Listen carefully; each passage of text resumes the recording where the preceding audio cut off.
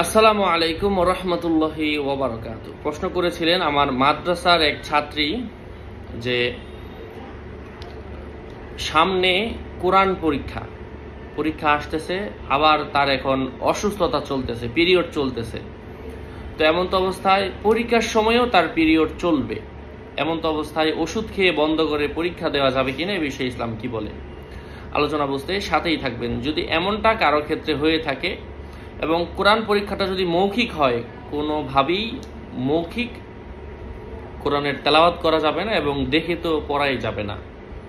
যদি লিখিত পরীক্ষা হয়ে থাকে, এমন তো অবস্থায় লিখিত পরীক্ষার ক্ষেত্রে আয়াতগুলা লিখবে না, সে আয়াতের অর্থগুলা লিখতে পারবে।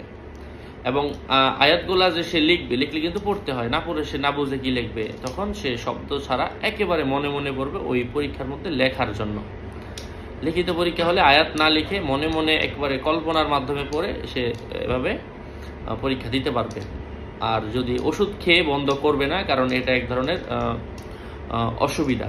যদি এমনটা হয়, তার যদি কোনো ম্যাডাম থাকে, তো তাদের সাথে তারা পরামর্শ করে তারা এই পরীক্ষাটা পিছিয়ে দিবে, পরে দিবে। অথবা একান্তই যদি এমন হয় যে কোনোভাবেই সম্ভব হচ্ছে না, তো তাহলে কিন্তু সেক্ষেত্রে তারা ওষুধ খেতেও পারবে। এটা হচ্ছে অপারগ হয়ে গেলে সর্বশেষ। আল্লাহ পাক বোঝার তৌফিক দান করেন। আসসালামু আলাইকুম ওয়া রাহমাতুল্লাহ।